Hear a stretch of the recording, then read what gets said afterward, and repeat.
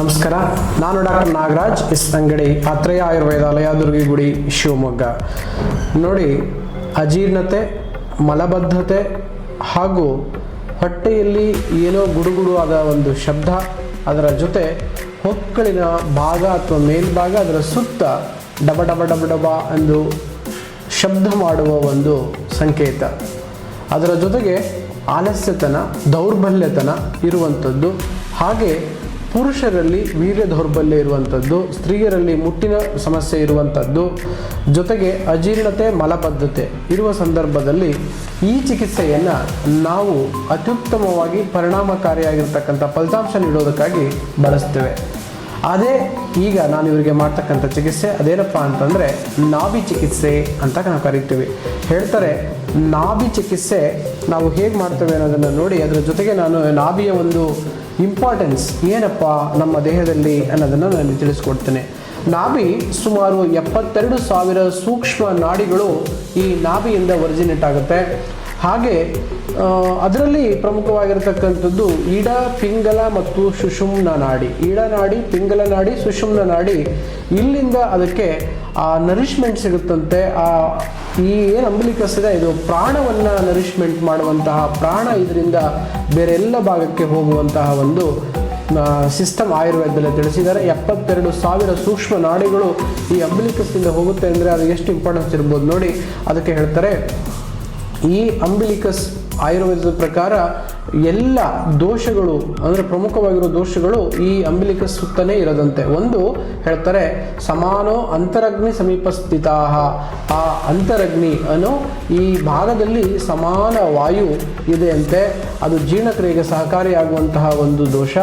ಅದೇ ರೀತಿ ಪಿತ್ತ, ಪಾಚಕಾಗ್ನಿ ಹೇಳ್ತಾರೆ, ನಾಭಿ ಸಮೀಪ, ಅದ ಆಮಾಶಯ, ಹೀಗೆ ಪಾಚಕ ಅಗ್ನಿ ಜೀರ್ಣಕ್ರಿಯೆ ಸಮೀಪ ಅಥವಾ ನಮ್ಮ ಡಿವೋಡಿನಮ್ ನಿಯರ್ ಇರುತ್ತಂತೆ. ತದನಂತರ ಕ್ಲೇದಕ ಕಫವು ಕೂಡ ಇದೇ ಜಾಗದಲ್ಲಿದ್ದು ಜೀರ್ಣಕ್ರಿಯೆಗೆ ಬಹಳಷ್ಟು ಸಹಕಾರಿಯಾಗುವಂತಹ ಎಲ್ಲ ಗುಣವನ್ನು ಹೊಂದಿದೆ. ಅದರ ಜೊತೆಗೆ ಮರ್ಮಸ್ಥಾನವೂ ಇದು ಹೌದು ಅಂತ ಹೇಳುತ್ತೆ ಆಯುರ್ವೇದ.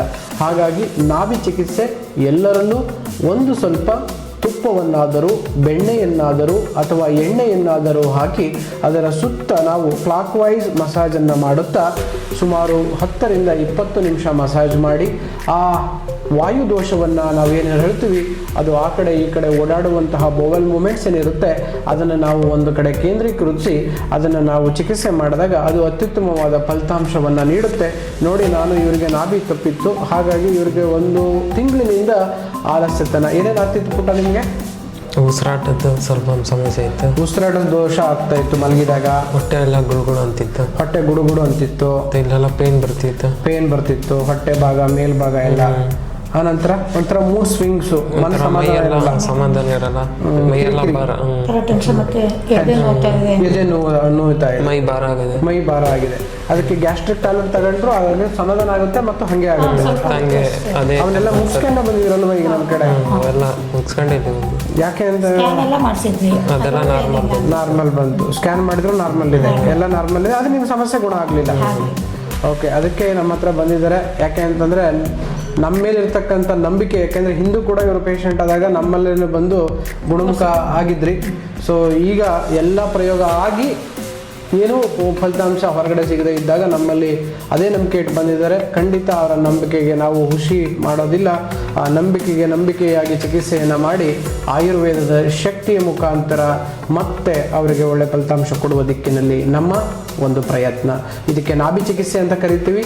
ನಾಭಿ ಚಿಕಿತ್ಸೆಯನ್ನು ಪ್ರಮುಖವಾಗಿ ವಾತ ಪ್ರಕೃತಿಯವರು ಮತ್ತು ಯಾರಿಗೆ ಹೊಟ್ಟೆ ನೋವು, ಗ್ಯಾಸ್ಟ್ರಿಕ್ಕು, ಅಜೀರ್ಣ, ಬೋವಲ್ ಮೂಮೆಂಟ್ ಜಾಸ್ತಿ ಇರುತ್ತೆ, ಭಾರ ಎತ್ತಿದಾಗ ಬಟ್ಟಿ ಬೀಳುತ್ತೆ ಎನ್ನುವ ಒಂದು ವಿಶೇಷವಾಗಿರ್ತಕ್ಕಂಥ ಈ ನಾಭಿ ಚಿಕಿತ್ಸೆಯನ್ನು ನಾವು ಪ್ರಮುಖವಾಗಿ ವಾತ ಪ್ರಕೃತಿ ಇರತಕ್ಕಂಥ ವ್ಯಕ್ತಿಗಳಿಗೆ ಮತ್ತು ಕೆಲಸ ಮತ್ತು ಭಾರ ಜಾಸ್ತಿ ಎತ್ತಿ ಕೆಲಸ ಮಾಡುವವರಲ್ಲಿ ನಾವು ಅಂದರೆ ಈ ಹಮಾಲಿ ಕೆಲಸ ಮಾಡೋರು ಇರ್ಬೋದು, ಭಾರ ಎತ್ತೋರಾಗಿರ್ಬೋದು, ಅಥವಾ ತೂಕ ಎತ್ತನೇ ಇರಲ್ಲ, ಎತ್ತಿಬಿಟ್ಟಿರ್ತಾರೆ, ಅದರಿಂದ ಬಟ್ಟಿ ಬೀಳುವಂತಹ ಒಂದು ಹಳ್ಳಿ ಕಡೆ ಇರುತ್ತೆ, ಬಟ್ಟಿ ಬೀಳುತ್ತೆ ಅಂತ. ಸೊ ಅಂಥ ಸಂದರ್ಭದಲ್ಲಿ ಮತ್ತು ಯಾರಿಗೆ ಅಜೀರ್ಣತೆ, ಮಲಬದ್ಧತೆ, ಹೊಟ್ಟೆ ನೋವು ಇರುತ್ತೆ ಅವರು, ಮತ್ತು ಸ್ತ್ರೀಯರಲ್ಲಿ ಮುಟ್ಟಿನ ಸಮಸ್ಯೆ ಬಂದಾಗ ಮತ್ತು ಪುರುಷರಲ್ಲಿ ಬಹಳಷ್ಟು ವೀರ್ಯ ಸಮಸ್ಯೆ ಬಂದಾಗ ನಾವು ಈ ಚಿಕಿತ್ಸೆಯನ್ನು ಮಾಡ್ತೇವೆ. ಇದು ಅತ್ಯಂತ ಪರಿಣಾಮಕಾರಿ. ನಿಮ್ಮ ಹತ್ತಿರ ಒಳ್ಳೆಯ ಆಯುರ್ವೇದ ವೈದ್ಯರನ್ನ ಕಂಡು ಈ ಚಿಕಿತ್ಸೆಯನ್ನು ನೀವು ಮಾಡಿಸ್ಕೋಬಹುದು. ಅತ್ಯುತ್ತಮವಾಗಿರ್ತಕ್ಕಂಥ ಫಲಿತಾಂಶವನ್ನು ನೀವು ಕಾಣಬಹುದು. ನಮಸ್ಕಾರ, ಮತ್ತೊಂದು ವಿಡಿಯೋದೊಂದಿಗೆ ಸಿಗ್ತೀನಿ.